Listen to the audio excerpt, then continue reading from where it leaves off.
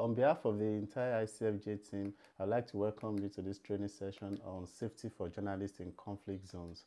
And our trainer today is Abeer Saady, who is a trainer and a media specialist in conflict zones. So how are you doing today, Abeer? Thank you very much, Paul, and thank you for hosting this for ICFJ. And I'm glad today to be speaking to my colleagues. And because I know the time limitation, so what about like really sharing the presentation? I share my. Oh, okay. Okay, give me, okay, yeah, give me 30 seconds so that I can give them how the format of how it's going to work. So for those that do not have more information about what we are doing today, is pertinent for you to know that while seasoned war reporters often risk their lives traveling to conflict zones, journalists in countries suddenly faced with crises such as the recent invasion of Ukraine by Russia often find themselves overnight turned into conflict reporters. And this is why this particular training for today is for any reporter who wishes to learn the basics of physical security, risk assessment, and planning. So our trainer is a war correspondent. She's a researcher. She's also a media consultant and trainer that is specializing in safety and security. She has nearly 3 decades of professional experience covering conflicts and crisis zones of the Middle East. And so today she's joining the ICFJ Pamela Howard Forum on global crisis reporting to give a special two-part training on both safety and ethics when reporting in conflict zones. So, and we've been encouraging journalists and editors, especially those that are based in Ukraine or the surrounding region, as well as boarding foreign and war correspondents headed there and to other hostile environments to come and join us in expanding their knowledge base. So during our presentation, and if you have any question that you want to ask, I encourage you to use the Q&A option on the Zoom platform. And if you are joining us via the Facebook live stream and you have any question, do not wait until the end of our presentation to ask your questions. You can type your questions in the chat box under the video that you are watching via Facebook. So I will not waste your time, Abeer, so you can start sharing your screen and we can get it started. Thank you very much, Paul, for the introduction. And I'm sorry that I really jumped into it because, you know, usually we are giving trainings and the trainings we have time, but we are trying to give here some webinar and some tips during actually an ongoing conflict, you know. So this is safety and ethics. The first time we're going to speak in this week will be on mainly safety issues. The next week, we're going to have a session speaking about ethical dilemmas because this is very much related to safety. Our case study will be about reporting the war in Ukraine, what's really happening now. So actually, this was my exact screen when I was giving a training in end of the summer 2019 in Ukraine. With my colleagues and students from Germany here and from Ukrainian journalists with some fellow colleagues. And I was telling them why safety matters. And actually, I gave some trainings in Ukraine. I'm glad I did, you know. Now you cannot really easily go and access there. So I was speaking to them about the safety, why it is matters. The first thing is about because who narrates the conflict's rights history? And I'm telling you guys, like really, we do not know exactly what is really happening now in Ukraine. The more detailed news we hear, the more I get sometimes suspicious about it because during the conflict itself, the truth is the first casualty. Media framing of the conflicts differ. This might be one topic we speak about it next time when we speak about ethics. But I always will tell you, and I told my colleagues at that time, never be the story, you know, try, you know, we can be the story, but we are not the story. If we're speaking about the war in Ukraine now, we're speaking about the killing of the messenger and targeting journalists. They didn't kill casually. Sometimes they would really target. This is some of the photos of the colleagues who have already left our word dial doing this very important mission of informing us about this war, you know, so they become casualties. The latest actually was a Russian journalist who was covering, this was the photo of Oskana Polina, She was killed actually while she was filming the destructions from an earlier attack in Kiev. And this is her. She was taking, according to what's published in her Facebook page, a photo really supporting Ukraine. And this is important to mention, that not everybody is with the war, and to remind us as well not to think about really the nationalities as a representative of the journalists and their views. We are journalists. We're not speaking policy here. So we're speaking about the risks. So the first risk we spoke about when you are reporting a war is losing your life. You know, this is the thing. If you're not there, you're not reporting anymore because you're not alive anymore. The second thing, and one of the main things, is the missing, being missing, arrested, stopped, detained, and disappear, you know. So those are some of the examples of the Ukrainian journalist. The first one, he was missing in the 12th of March, and he was released after 8 days, you know. So perhaps one of your questions today, I think about how to avoid being arrested or kidnapped during war and how to survive the detention. If this is your question, please add it to the question. That means that you want me to speak about that, because there is a lot of issues, and safety training is several days training. We're trying to just give some tips in this webinar. This is another journalist who is still missing. And yesterday, or the day before yesterday, Ukrainian journalist from local publication as well detained by Russian army in one of the cities that is seeing a lot of things. So if we speak about safety generally and speak about it, it is a triangle or a pyramid, you can consider it.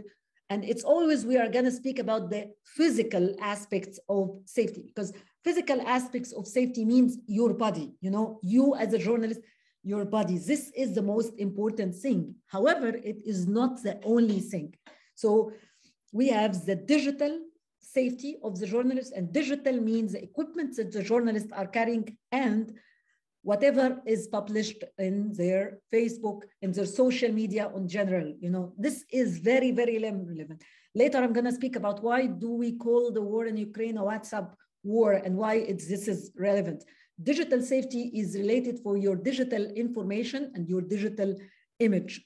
However, one of the most important part when you are reporting an ongoing conflict or in general in a hostile environment, which is something that is a bigger umbrella, is the psychological safety, you know, and this is happening not only for the journalists who are in the battlefield or who are inside Ukraine, but it is happening for journalists in neighboring countries in Ukraine. I spoke to journalists in some of the countries like Poland, and it's really, really stressful. And it is happening for the Ukrainian journalists who are in diaspora or in exile. You know, we're going to speak about that. So this psychological impact and psychological challenge is one of the things that really works. And now when we give those safety trainings, we give what we call here, this pyramid called holistic approach of safety. So when we speak about it, we care about mentioning those things.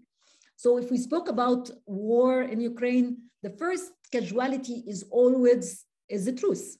And the first step in an invasion is to silence the media. And this is a blast of the television tower in Kiev amid the Russian invasion at the 1st of March. This is from your Reuters. However, if we speak about like, is it a hostile environment? It's only war. So this is like, I'm going to sometimes give some examples from abroad. So this is Daphne Galizzi. She's an investigative reporter in Malta. So she's really in this continent in Europe as well. And her car was exploded after she contributed to the Panama file, which is a cross-border investigative reporting. So cross-border investigative reporters or local journalists in their communities, it's hostile environment because of your work, you know, so it doesn't have to be this. And if you go to India as well, you see here Gauri Lankish, the case of India, and she was killed by the Hindu extremism in front of her own house. 1 year ago, I was again doing the International Award for journalists who were killed. And I found out that most of the journalists who were killed, maybe not only in the battlefield, they are killed in their towns or their cities where they work. And the problem here, And the problems there, and every time, is the lack of impunity, you know, the people who are killing journalists.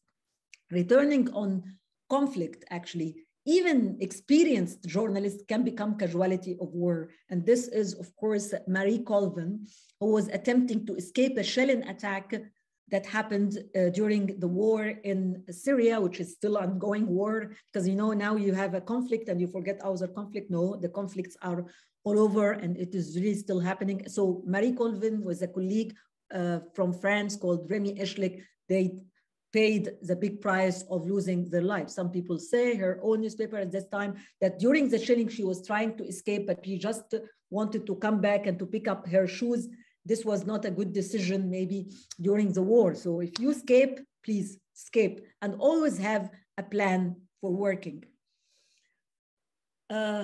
Some of you, and I'm seeing some questions sent directly to me, but you can always put your question in the bigger chat, but maybe I answer it because coincidentally it's here. What are the specific threats faced by female journalists? So maybe answering to this, it's many of the best stories actually are covered by women journalists. Regarding some women journalists, they believe that their experience is not different by their colleague. And they argue in this that serious dangers such as kidnapping, being shot, are not gender specific.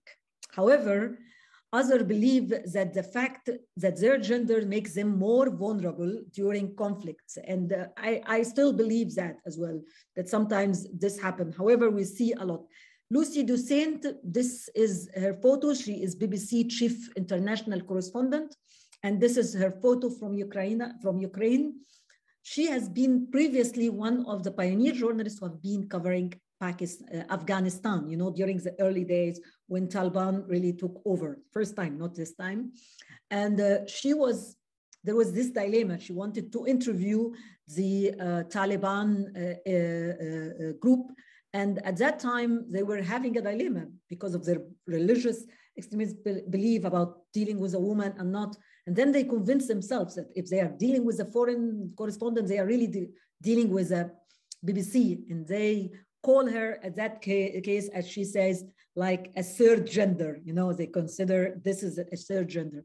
However, being a third gender or having this privilege is not for all journalists, because it is not happening for the local journalists. And this is what we need to speak more about in this presentation. So a Sudanese journalist told me while visiting a conflict zones of a high risk of her stage of pregnancy to prove to her boss that she is really capable of doing the job. Downline, never, ever risk yourself for the story. Actually, men and women experience war and conflict differently due to their gender. This is a resolution, a UN Security Council resolution called 1325 on women, peace, and security. Again, for Ukraine, this is one of the things that really very significant in this war. You can see a lot of female reporters, you know, fearless female journalists covering the Ukraine. And those are some of the ones that we're very, very proud of that.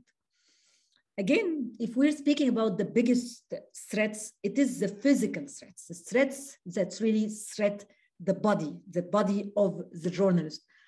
Here is one Sky News reporter, and you can see it yourself that the shelling, the ongoing shelling, and the weapons that are used in this war is very threatening to the journalists. Incoming artillery fire could have been rockets, felt very close to the center of this one. I don't know if you can hear that.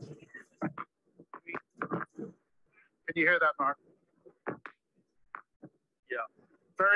It feels very close to the center of the city. We are taking a position by the wall on the roof of our hotel. It's coming from a northerly direction. That is where we think the bulk of the Russian troops are. Our alarm's going off now. I have to say the streets are basically deserted. A couple of days ago, it was like any other go. And actually the snow acts to muffle the sound. This is a very intense bombardment.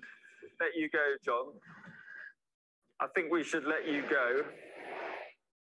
This is one thing I want to say here, that the studio journalist, the person who sits in the studio, or the person who gets the calls, should have this sense, this communication skills between him and or her and the person who is in the conflict. You have to know when to stop, because sometimes, and I will show you one of those videos, when the person in the studio doesn't care, like asking more information, and forget that the person who is in the field, actually, he is or she is in the field. You know, this is very important to have this sense, to give this. And if the person in the studio didn't give you this, you have to give it to yourself. You have to know one thing, and remember me when I say enough is enough, you know, especially with the weapons that don't differentiate who they are. So another question maybe here about, so can the journalist carry a weapon? I'm asking you, can the journalist carry a weapon if you are in a country? Okay. No, thank you, Nicholas. Karin, yeah, no, yeah. That's good. No, it makes them component. Thank you, Stella. No, no, no. You are definitely right. Yeah, and I see a lot of no's. Thank you, Heba. Thank you, Shoka. Why? Because you are a journalist. And the Geneva Convention protects civilians who are people who are not carrying weapons. There is no law particularly for journalists, and this is one thing the UNESCO is working about now in the UNESCO security plan. However, the thing that protects you is that you are a person who is not armed. Once you carry a weapon, this is number one, this is wrong for that reason. The other thing, there are people who are trained on weapons. They think through the weapon. If you have that, it really disturbs you about your work. It is a problem for many journalists, and I'm glad already I'm not speaking more about this argument. This is number one. The other thing, what I need to know about weapons. When I war report, I'd like to know what are the weapons that are used here. So during this war, we were speaking about the tanks that the two armies are using. What are the weapons? Because we need to know about what the range of the weapon. So how can the weapon reach out? This is number one. This is very important to know the range of the weapon and how accurate they can be in this range. The second thing, who is using the weapon? So in this case, in our case, is obvious. It's military. So military have more really accurate target. But sometimes when I'm in a place where there is guerrillas and others, I would ask myself, who's carrying the weapon? The third thing about what are the equipments that I have, if I have any, and how much this equipment will help me. Sometimes you think that you are with equipments, but you are in a place where the worst nightmare for me personally, after reporting all the wars I did, is the mortar or the artillery, the things that suddenly come to my head because I don't see it coming. So those things are very, very, very serious. So I have to know the range of the weapon, the kind of the weapon, the range of the weapon, the persons, the people who are doing, how well trained they are, and what do I have and what to do. And what if things are really chaos? I need to know, I have to have a plan of action, how to move in this conflict zone. And properly, I would really speak about people from the country who help you. I want you to know, and I'm sorry to say it, but journalists are targeted. So they are not even killed casually, as some would say, but sometimes they target places where journalists. One of the common mistakes that journalists do is that they announce and they say exactly where they are, and they stick together in one place. You know, this is a big mistake. And I said before that one target of the invasion is to silence voices. In 8th of April 2003, during the invasion of Iraq, you know, that is an important day. The invasion finished at the 9th. So that day, the Palestine hotel, where most of the journalists were staying in Baghdad, it was shot. Al Jazeera was shot, Al Arabiya was shot, and a journalist called Tariq Ayoub was killed at that day. So we know that there is always, you know, it's not new. Any journalists are targeted because when there is violence, no one wants violence to appear, you know. Even the most supportive side you want. They don't want this violence to be in the room.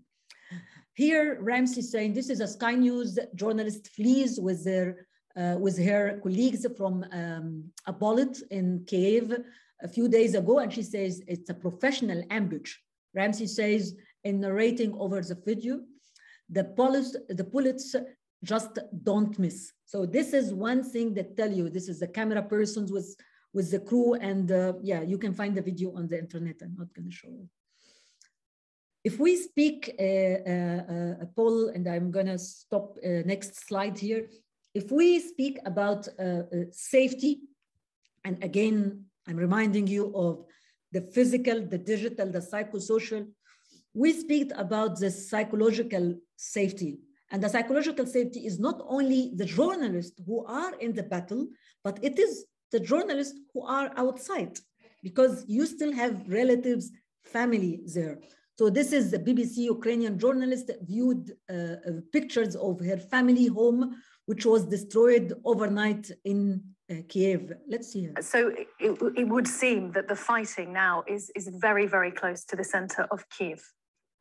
It looks like that. I mean, from the pictures I'm getting, but basically what I see, I just got a message from my mom. Finally, I couldn't reach her. She is in Kiev itself. Yeah, she's been taking shelter with your family. She's been taking shelter. She's hiding in the basement, and luckily she was not in our building, which was bombed at night. Because she was literally the building that we've been talking about that has been destroyed by what happened. Yes, you know, when we agreed yesterday about coming to a studio in the morning, I could not imagine that actually at 3 a.m. London time, I would find out that actually my home is bombed.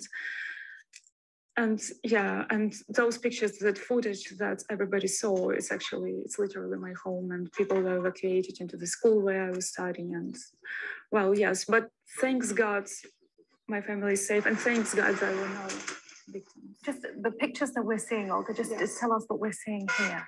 So we're seeing the fire brigade coming to help. We're seeing the streets of Kiev. And you're talking about that actual building? Yeah, and this actual building is my home. Olga, I don't want you to be forced to talk about something that is obviously so sudden and traumatic. This is unimaginable for all of us. I can't see because I was living on the 6th floor. And so basically there is 10-story building and there is a 16-story building linked to that. So 7A is the 16th story and 10 Koshitz 7th Street is 10-story building. Olga, we really appreciate what it must be like for you to talk about this. I just can't link in my head, you know, that what I'm seeing is actually somewhere where I used to live. So here I want to say 2 remarks. First, the journalist herself is subjected to this. This is a very big stress. Don't underestimate it. Sometimes I prefer to be in the action rather than this, because when you are in the action, you are in some, we call later, a survivor mood. You know, you want to survive. So you are in the action and you don't really think in details about the types of threats that you are going or the people around you. But sometimes when you are out of it and the people, your loved ones are inside, this is a big, big pressure because you feel guilty as well, that you have those kind of feelings that you're feeling guilty, you're feeling worried, you want to reach out, you're very tension. That's an issue with Olga, the person, our colleagues from Ukraine, and God bless her family. And on the other side, I want you to see here, and next session, next week, we're going to speak about interviewing survivors and families of victims and families of survivors in this case. And she is not pushing her, because we've seen this because of the trends and the things on social media, pushing her to collapse. You know, this is one really unethical act that we see many times in the television, because if she collapses and if she cries, it will be more viewers and people will share it more. So here she is asking her if she's comfortable about sharing. She is thanking her. She is letting her speak out. She's not interrupting her every now and then. And this is what we will speak about it next time, about how to interview people in this situation of war. I think, Paul, if there is a question here, I can stop for a while and then continue afterwards. I think by you've been directly engaging the audience, so I think you should continue. I think you've addressed the messages that I've seen here, so please do continue. Thank you very much, and I encourage everyone to really thank you, Paul. I just want to say one thing that Noel said. That was your question? Yeah, I think you're about to take Noel's comment. But go ahead. But if you want to address it, Noel is asking, what tips or platforms can you offer on sending information images with end-to-end encryption? Yeah, that's a very important question. But you can still... Very important questions, because you have to encrypt the data, you know, that's an important issue. Personally, there is some platforms that I stopped using. I only use it if it's the only platform some of my people want to use, some of the participants of my trainings or others want to use. So I would really highly recommend the ones that are encrypted from sender until the end, and not the ones that even the platform itself can see it. So personally, I use, for example, Signal. So this is one platform I would use. And of course, I would encrypt my emails and whatever I am sending. And I try not to keep those things originally on my data, on my computer. I have to know if I am in a conflict zone, especially with a conflict zone, that anyone can stop me, anyone can take my computer or mobile and they can see them. Let me give here the biggest tip of ever. And it's not the encryption only, it is the hygiene. If you are carrying a computer, a telephone, or something into a conflict zone, clean it and have it clean regularly, because if someone is stopping you, they don't need actually to just question you. They will just get you into your data. They will start to read your data, and you are going to expose not only yourself, but as well your sources and the people who trusted you and your network and those networks that are still with other journalists. So it's always good to keep this data somewhere and download it when you need it, just upload it, and that's it. You know, the less information you are carrying around, the better. That's one thing. And if I'm speaking here as well, I want, and I will always say, the importance of the communication plan. What is a communication plan? It's several things. Number one of the communication plan is that you have a telephone, or you have a network that depends on the satellites, whatever you have. And you need to know that this works in the conflict zone you are, you know, because sometimes I was in the war in Libya and I had a problem because the local network is the only network that was working in Tripoli when we entered Tripoli at that time. And if I don't have that, I have nothing. So you have to know what kind of communication is available, and do you have it or not? That's important. The second thing in the communication plan is, of course, this telephone or this medium house, it has to be always in power. You know, you have to put it, socket, and add electricity. In the conflict zones, that the problem, one of the things that I've seen it, and I've seen it in Iraq, I've seen it in Libya, and I'm sorry, all the cities that collapse, especially the capital, or it's attacked at least, because I don't want to say collapse or taken. We're still in the middle of the war and we have good hopes. So the first thing, the casualty, one of the casualty is the infrastructure and the cut of the thing. So you always have to be ready for this. I was in Libya as well when the cut was the water, you know, the water resource. It was a disastrous situation. It was Ramadan and things were really going this in 2011, and suddenly no water in most of the places. So I stayed in the places where I can use the water. And before entering Tripoli, I get rid of some of my clothes, many of my clothes actually, mostly, and I bought water, you know, I bought water. This helped me later. So you have to always ask yourself about this. One thing about this is the power bank, and you have it always to be this.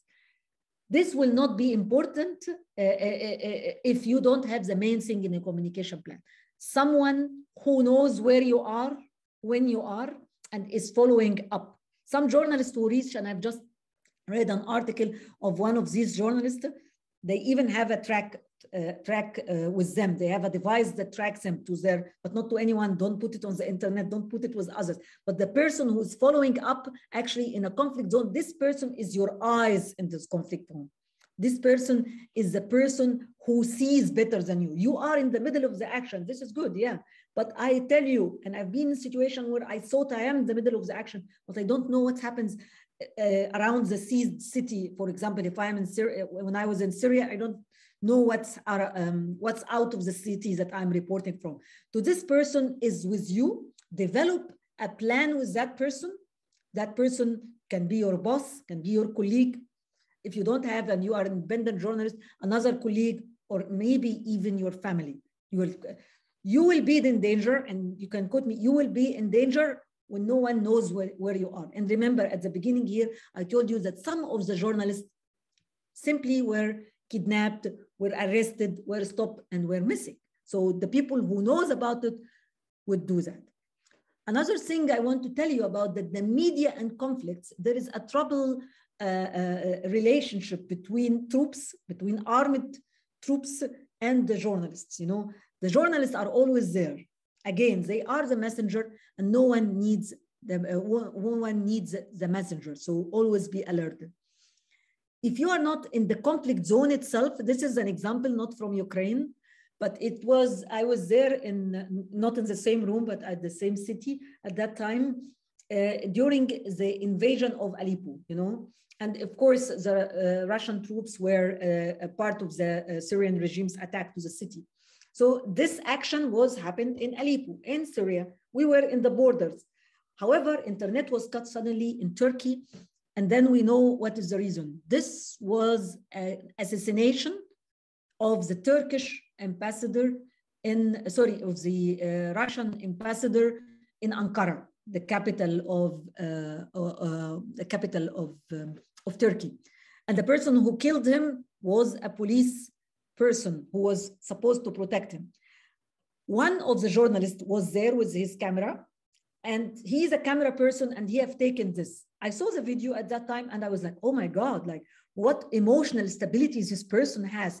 He has an emotional stability, and he even zoomed in. Let's see what he says here to know how you can always be alerted and how you can take your safety decisions. I heard very loud shout. I could not count. It was too loud. In my first photo, a little bit large, I saw in my photo the gunman was standing behind ambassador.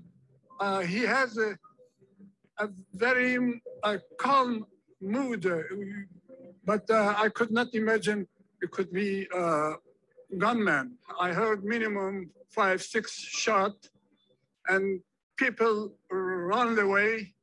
I also got back. I think he was asking people to disperse, to go away. So we went back.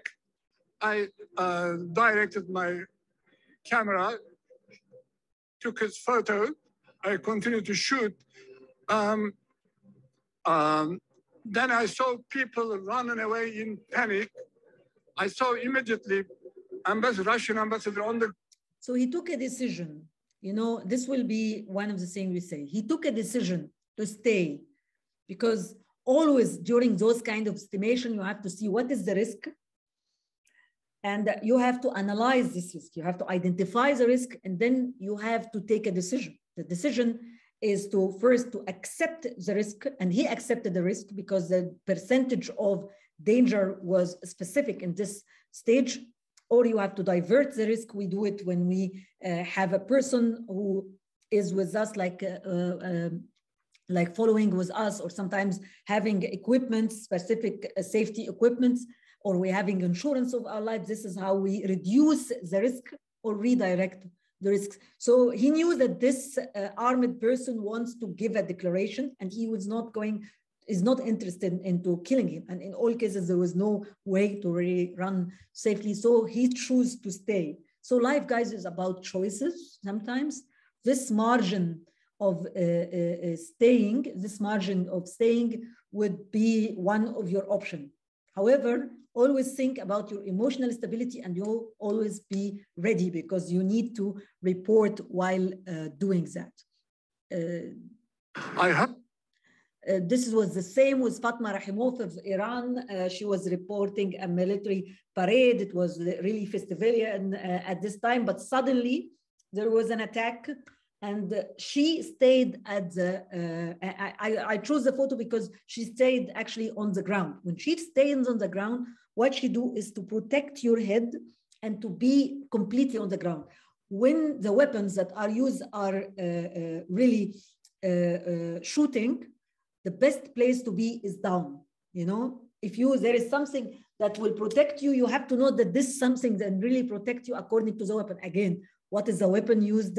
What is the range of this weapon? And the people who are trained, who are using it, and your distance and your equipment. But in general, one of the main tips we can give is to be completely on the ground. She here, from this position, she chooses to continue taking photos. This is another choice if you do it or not. But the most important thing, your life is not like your life is more worth than any photo or anything you can do. Paul, do you want to ask me a question or?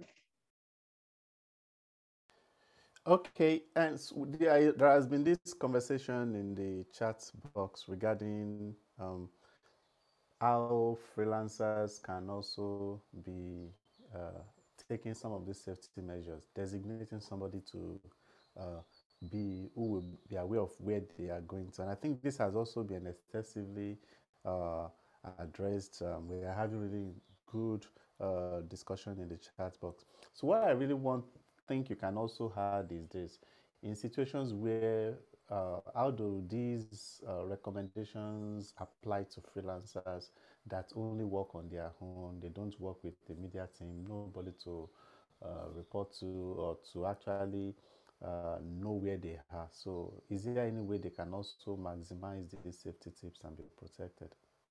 Thank you very much, Paul, and thank you all for the questions. Actually, I jumped a little in the presentation because here I have some emergency assistant places for journalists on general. I'm not going to read them, but it's better that I share them with ICFJ so you can reach out for them. This is, for example, RORIPAC, European Endorsement for Democracy. Just like one gives advice and others like can give even funds for the Journalist Media Development Foundation. And of course, above all, like really UNESCO is doing a very big issue with Reporters Without Borders and with the IFJ and the Committee to Protect Journalists. Those are others here in Germany, for example, some media places that are giving this in addition to that. But these are especially the independent and media support and content delivery. So we're speaking not only about the independents, but journalists, but the people who produce content, filmmakers who want to make materials that they can use it to do that. All of those now, those are lists of reliable journalists, fact checkers, and more. This is available. This is especially compiled by ICFJ Senior Program Director, Christina Tardeguela. She's putting this, and I'm going to provide the list of women journalists covering this work. This is complied by the Center for Women in War. List of journalists in Ukraine. This is from the CNN reporter, Daniel Dell. So you can find that. One of the things that all of you, not only independent journalists, don't report and just go solo to the war, because I've seen it happening in Iraq when I covered the wars in Afghanistan. This really breaks my heart because the journalists go there and they try to work, and suddenly no one is really protecting them because the media house tells them, even if they are international, local, oh yeah, when you have a story, come to me. So they don't have any ethical responsibility to protect the journalists. This is, Paul, this is really something that we have to, as journalists, to condemn. If you are a media house and you need this story, you have to really hold accountability for that and really protect the journalist if he's or she is really attacked or detained or something like this. And this is why the importance of media assistant organization that works within this, and of course the role of the United Nations. The journalists who are reporting now in Ukraine, they are really trying to stay calm And any question about the independent journalists, I'm going to as well to follow up in some other aspects. So maybe return to the journalists in Ukraine. When journalists become chased, displaced, refugees, or family of victims, you know, this is Rodenko. She's a journalist.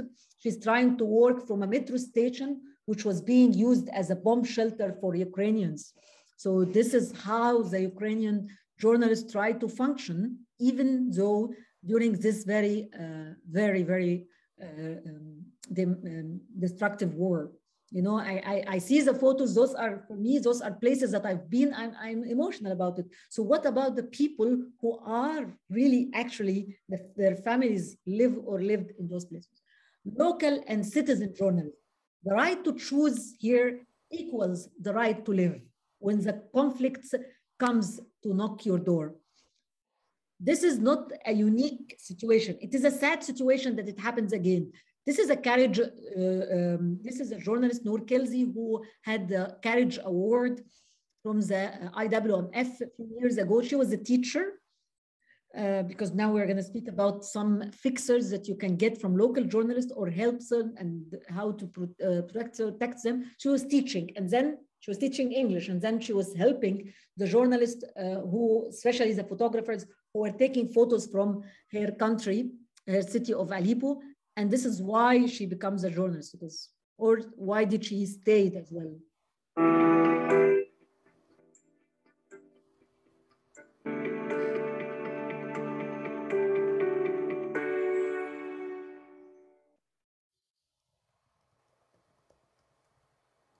People spend years of their lives trying to build what they had now, and it's like rocks and dust. And somebody has to know that. Somebody has to know what this monster is doing to us and to his own people. And I'm making sure that somebody's gonna know. All the people in the world are going to see this.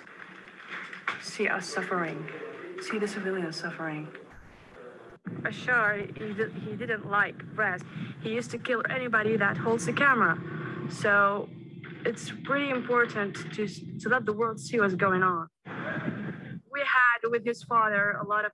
So this is what happens there, and this is how the person become a journalist, or the person who's a local journalist really want to do this. This is their mission, and this is a life mission for them, and they take it very seriously. However, there is no protection whatsoever during the conflict when you are in the conflict. This is why we want the journalists really to really consolidate with each other, and at the same time be aware of some tips of safety. If you are now listening to me, at least you have a chance to have a safety training, and I mean safety training, like 5 days of training. We're here in a webinar, we're speaking about some tips, but when we give the safety training, it's longer than this. And this, of course, I'm sorry, like to see our colleague Noor Kelzi when she was become injured, so and become later a refugee. She had to leave her country. We can hear the same from our colleague here, Natalie Gumenyuk from Ukraine. She is, how do you continue working while your country is being invaded? She is saying people are fleeing by the millions and airstrikes can rain from the sky at any time. She is based, now she's really covering from Kiev and is staying to tell the world what is happening. And she sees that the most vulnerable people are the poorest people and the people on the streets whose houses are destructive. And next session, we're going to speak about how to really report that. But I just want to tell you that this situation about local journalists who become now war correspondent, one aspect of it is that the psychological safety, you know, the psychosocial safety. How can we support the journalists in Ukraine? I've seen this, 3 of you are asking this questions. I already are going to share some of this, but I say with many journalists lacking the necessary protective equipments and training as local Ukrainian journalists who used to cover news and local affairs, and who today find themselves war correspondent without preparing themselves for this danger facing today. UNESCO, for example, started with partners RSF, CPJ, IFJ, providing them with personal protective equipment. You know, the first dispatch already reached Ukraine. such as bullet-proof press jackets and helmets. Those are very important. And to get it as an independent journalist or a journalist, a local journalist, this is very expensive. We're speaking here about a good, at least 900 euros for the vest, according to the prices, not lately even, this can be increasing now. And the helmet is about 350 euros. And this should be always provided, not only to the journalists who are really working with the big press, but it should be really given to everyone. And this is why UNESCO is providing as well funding for the National Union of Journalists of Ukraine that can set a hotline to which trained professionals around the clock are working. You know, this hotline, if you have a problem, you need to call this number and to get this. And now the union, by the way, is working in Poland. So I highly recommend, if you are going to cover Ukraine, and some of you have directly sent me, you're covering from there. Hi, and good luck with that. And you can always connect to this. I'm not gonna repeat this, but maybe I stop for a while to listen to my colleague. Paul, do you want to say something? Okay. Now, okay, we have some additional comments. I'm trying to scroll. Okay, so let's take this one. Would you by chance be able to share some practical tips or rendering first aid? Should a colleague or a person individually be injured in any way with any type of weapons or objects? Yeah, I answer that. So first thing, it's not like an option. Tell me in the chat, guys, who did you take, yes or no? Do you have already a first aid license? Did you take this training? Yes or no? Answer me in the chat. Yeah, I see. Good, Karen. Yes, Caroline, no. Karen, yes. Georgi, yes, no. Yes, Noel, that's good.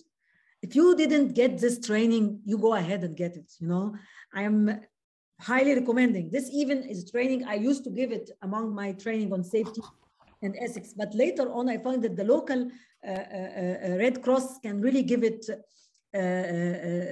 during this. Yes, Nicholas says we have organized one. That's good. So you have to deal with that. You know, I can't really do, this is like a webinar, so I can't really speak more about some tips like this, but let me direct you to really, you have to take it. There is a lot of resources on the internet. Personally, I've written some, but there are very, very good ones related to this. So I moved to one thing, and I'm sorry, I'm not sure going to show the video, but like look to this photo, and I didn't take an actual person. This is called the frog in the pot. And this metaphor, we use it as academics, so it's not something new. So if you get a frog and you put the frog in a natural water, and then you started bit by bit to increase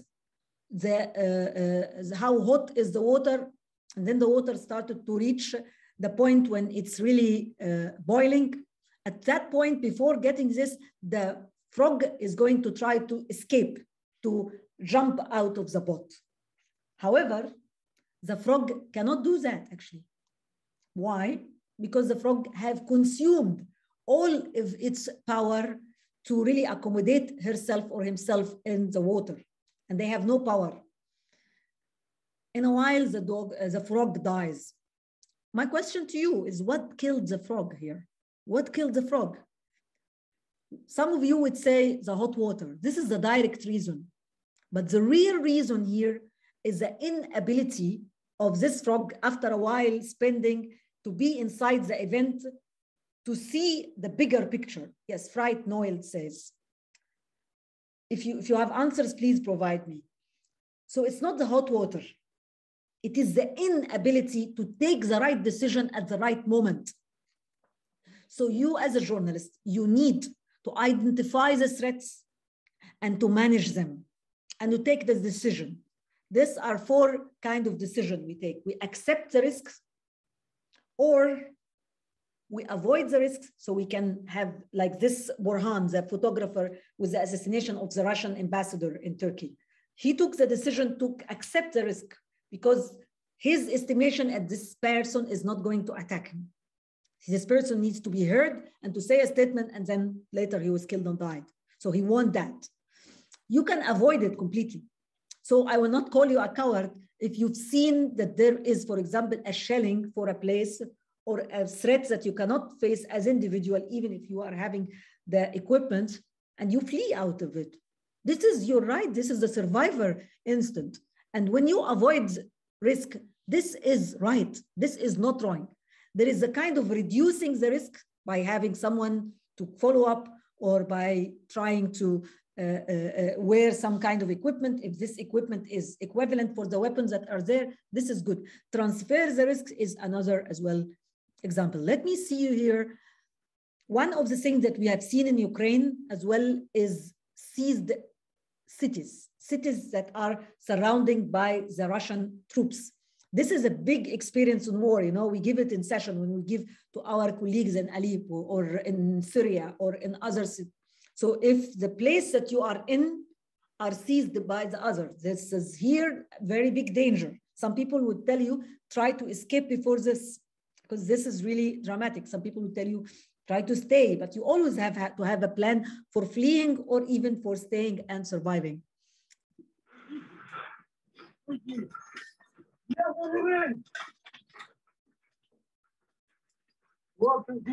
Is anyone coming? It's going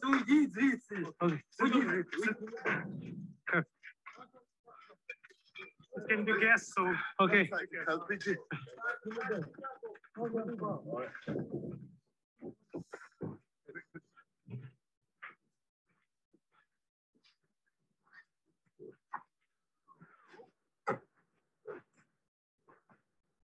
Go, go. Move. Check.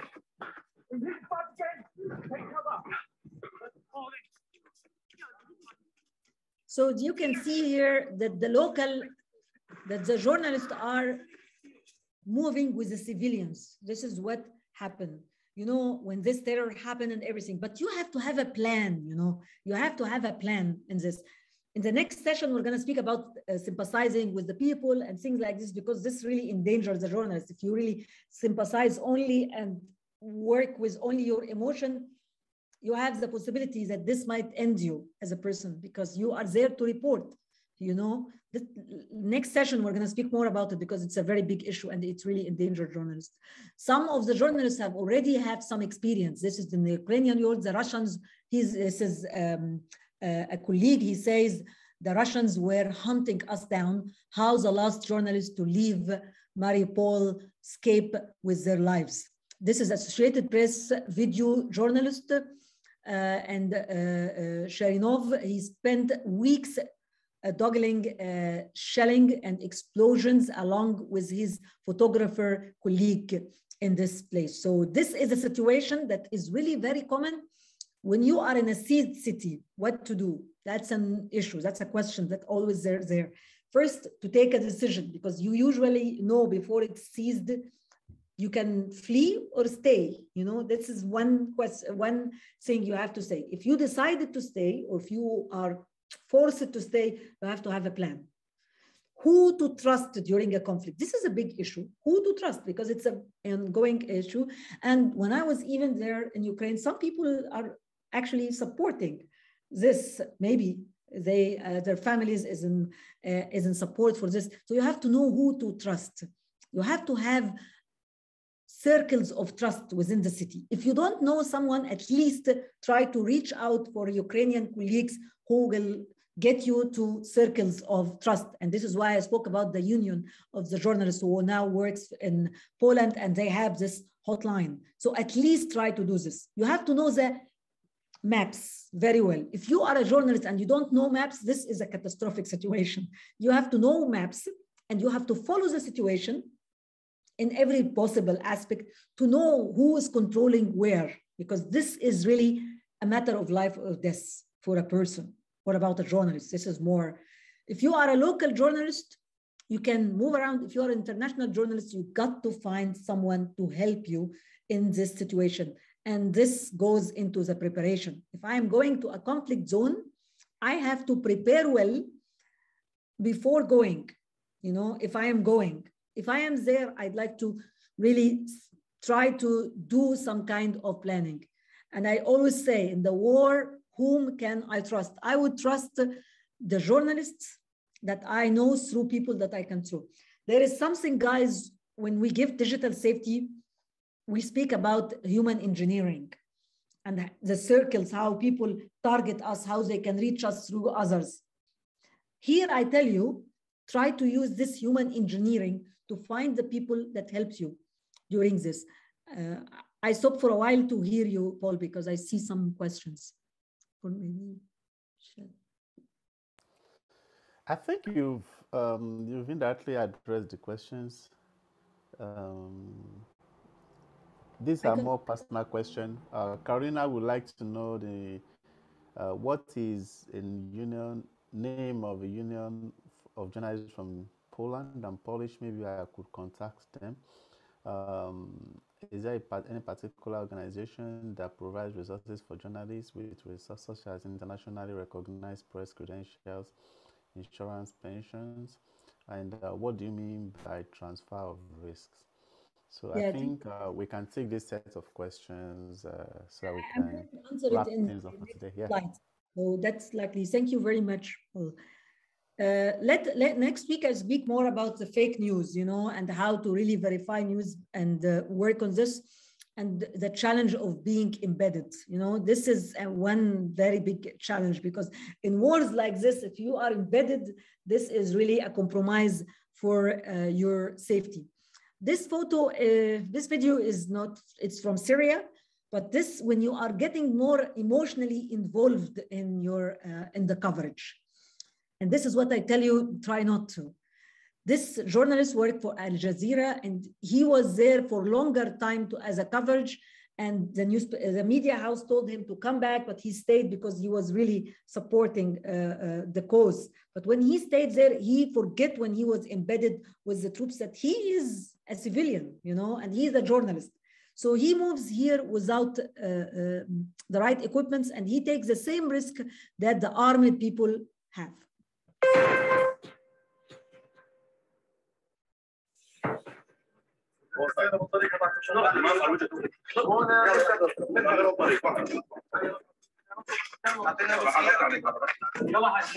طبعا تحطيه عليه ما صار اطلاق نار. اطلاق نار اول بس يطلق النار. يطلق النار دغري يطلق. خليه يركض الاول. ابو عدي يعطيني خليني اركض معه خليني روسيه. خلي بس خليه يركض الحين الصوره.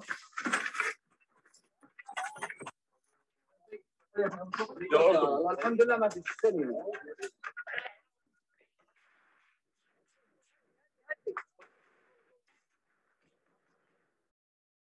I'm going to stop it here. So never be the story, Don't, I can't say don't emotionally get into the story, but at least to try to remind yourself that this is work and that you have to have your safety plan.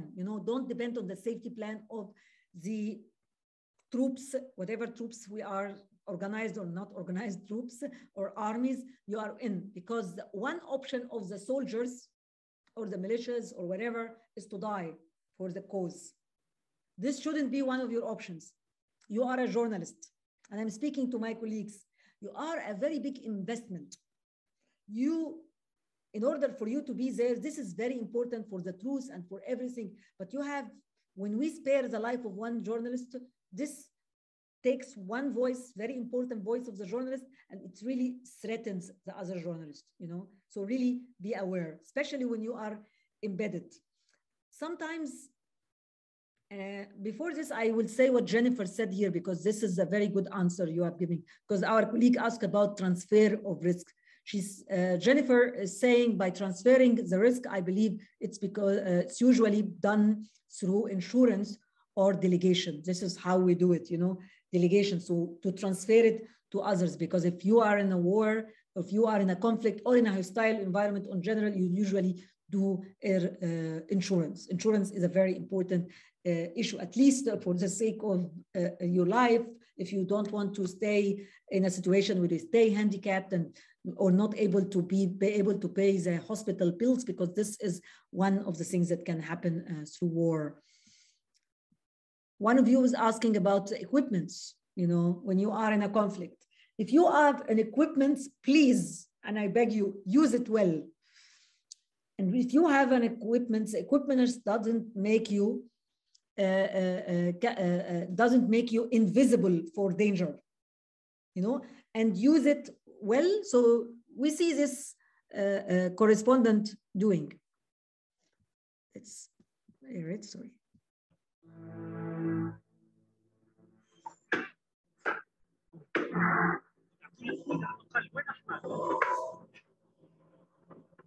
Yes. Just behind me in the background, more and more tear gases are being shot. Was shot from it. The protest started peacefully. Just to pick up on something you said, the shoes, no mention of those last week.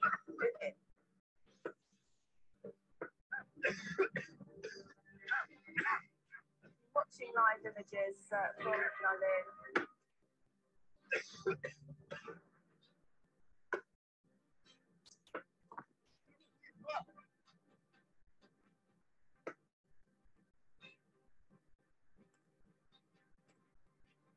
So this is paying the price for being eyes in the field. Actually, it is wrong, you know, it's here, and I see some of your answers here. If you have the equipment, please wear it well. You don't ask about the helmet when you are already there. And when you have the helmet, you don't close it. This is really something, because the rubber bullet came here. The other thing is that you have to know the weapon. So you don't stay in the range of the shooting. You know, you have to really think about the range of the shooting. One of you sent me a direct message, but guys, if you send the questions, it's better to put it all, but I read it. What about the shelling, you know? So sometimes we have some patterns that I follow. For example, in Syria, when I report the war, I found out when I was in the cities that the shelling that the regime does, sometimes it's in mornings, not nights, you know? It was mornings, not nights. So if I'm moving from one city to another, I usually do it in nights because it was more safe. So sometimes I'm searching for a pattern. Another thing for the shelling, of course, I try with all costs to try to avoid it. If I'm in a place, I don't want to give this particular information because sometimes it's valid. Sometimes I stay in the place that is protected, like the bathroom. So this might help, you know, it might help. I don't want to be quoted in this. There are two things that I don't want to be quoted. This is one of them. The other thing about the shelling, of course, if I don't have the right equipment and if things are not completely necessary, I try to avoid the place. I go later and do some other stories. So please don't really sacrifice yourself, and try to remember the story of Remy Eshlik and Marie Colvin, because they were really a casualty of a very big shelling. And yes, if you run, don't return, because if they really return to get some shoes or something, this is the wrong, you know. When you take an evacuation plan, yes, that's an important thing, to have an evacuation plan. And always, always have a situational awareness. Self-awareness, we're going to speak about it, but situational awareness, see around you. When you are here in the story here, this is an Italian or Spanish journalist, I don't remember, I was there. And suddenly he became a story, because especially for journalists who has cameras, who carry camera or take live streaming, mobiles or whatever, they see the words through what they are seeing there. That's a problem, because they don't see around them. If you are in a conflict zone, if you are in a hostile environment, you have to have all your senses. I see, I hear, I smell, I touch, you know, this is important. It's not about how strong is your sight. It is about how you use those senses. This is the thing that you need to remember. And remember those two quotes if you want. There are things you can control, and there are things that you simply cannot control. You know, this is one option. So always remember this. There are things you cannot control, and accept it. This is about understanding and accepting the risks. It's not your last mission in the world, but if you die, this will be the last, you know? This is why we want you to keep safe. We cannot control danger. You know, I cannot stop the shelling. I cannot stop a earthquake when I was in Nepal reporting, for example, but I can control my risk, how much I do and how much I risk. Sometimes And I'm asking you, is there an increasing risk to you because of your gender, your race, your religion, your nationality? Sometimes, does it matter about your background?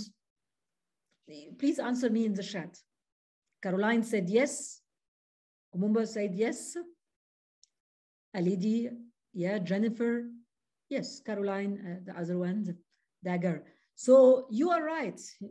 So your identity, your personality, it really matters. Sometimes you have to ask yourself, who are you? What are your goals? What is your task? And you have to realize, not all of those, but some of those can really matter.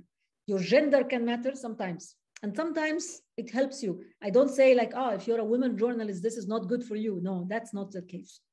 It might be good, it might be bad. You have to know. And the situation is the one that really control whether this is good or not.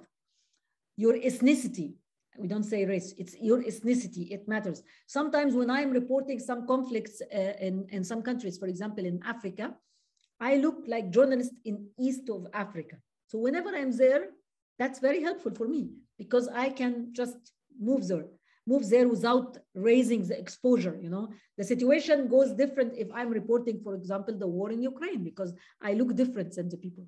So this might not be helpful. This time I do here helping by reducing the danger by having a fixer or a colleague or working in a team. If I am there, I try very hard. Language and the dialectique.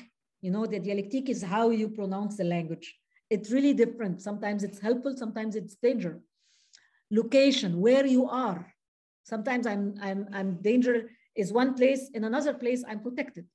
How I am dressed. This is about management, guys. If I am dressed like this in Iraq, for example, and I'm going to an area that is more conservative, and not like this, but like really differently, this is a big issue. It's not about my belief as a journalist. It is about the place where I am doing. Exposure, and remember when I say the exposure, the amount of exposure, you are, when you are more exposed, you attract more danger. So bottom line here, try to reduce the danger. Yes, here there is cases that female journalists risk working more efficiently more than male colleagues. Do you think so? Hi, Naima. Yes. Okay, so that's the issue. So when you realize who you are, you start to do what I call here profile management. Profile management is to see what are your weak point and your strength point. What are the risks and what are the opportunities, or we can call it that are the vulnerabilities, the points of weakness, and what are your capabilities. So you see, for example, if the culture, knowing the culture, that you know it, this is something that can add to you. This is good. If you don't, you get someone from the local who can help you. If the equipment you have is good for you, this is something you work on it. So you manage what will increase the danger and what can really reduce the danger. I'm speaking on general on this. Communication plan we already have spoken about. It's equipment you have, should be charged, should be compatible.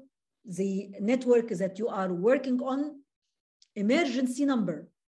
Don't tell me, oh, I have it already stored in my mobile. No, you have to have it here.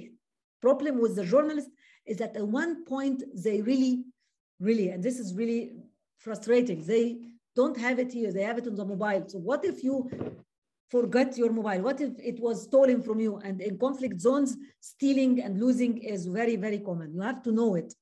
And above all, someone on the other side that have to know knowledge where you are and when you are. So if you get kidnapped or detained, this person is the person who is going to say, yes, Abeer was there, and I sure. And I did it sometimes to be following some of my colleagues who were there, and I tried very hard to help them. Paul, I see one hand raised. Maybe someone wants to say something. No, the hand has been lowered. I think, how many more slides do you have?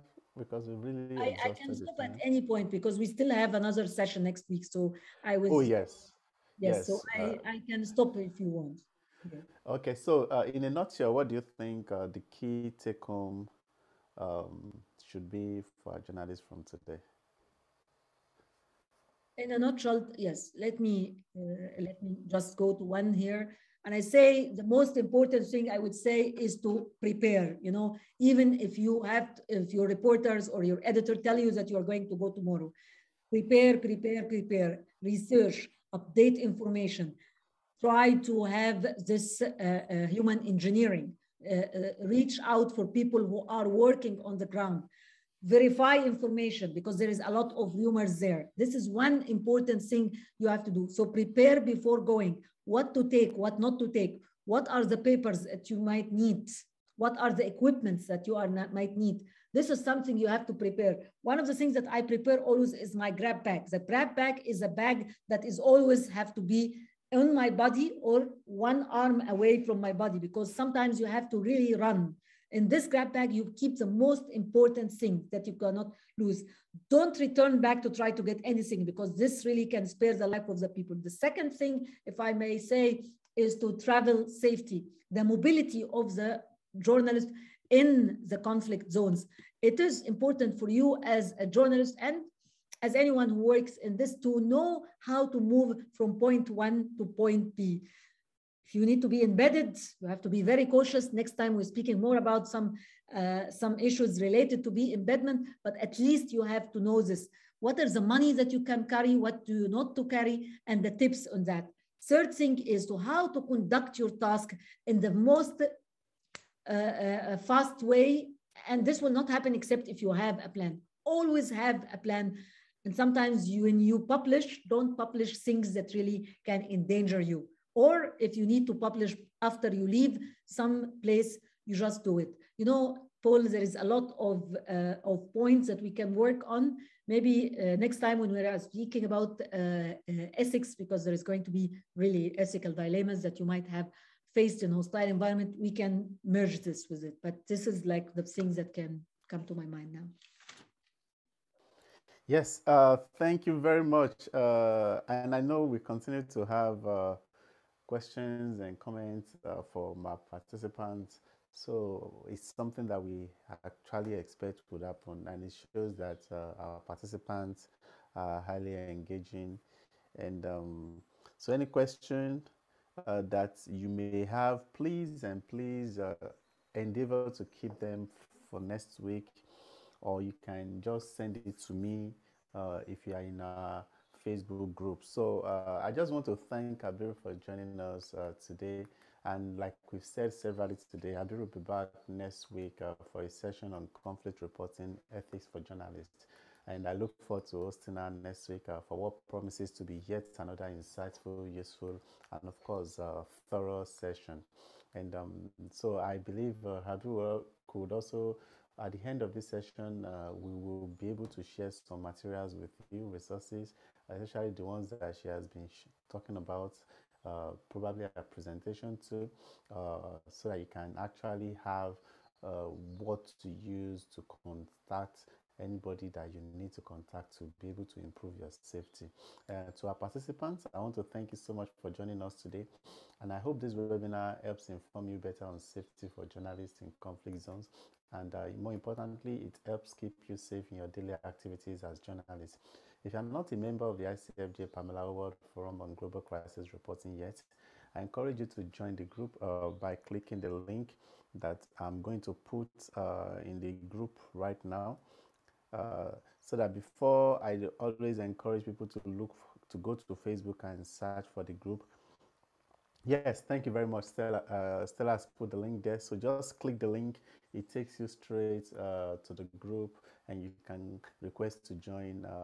Abeer is a member of that group. So if you have additional questions, we can take it to the Facebook group and take it from there. She can respond to your questions if when she is able to. So, and for more information about the forum, please go to www.icfj.org. And if you would like to access journalism resources on safety and other topics, please check out the International Journalist Network at www.ijnet.org. So thank you very much, Abeer. Thank you very much, for every participant that we have on this call today. And I look forward to seeing you next week when we are going to discuss some of the questions that you asked. It's not because we didn't want to ask them, but I think some of them are better suited for next week's session. So we are going to address as many questions as we can next week. So thank you very much, Abeer. So we'll see you next week. See you next week. Thank you.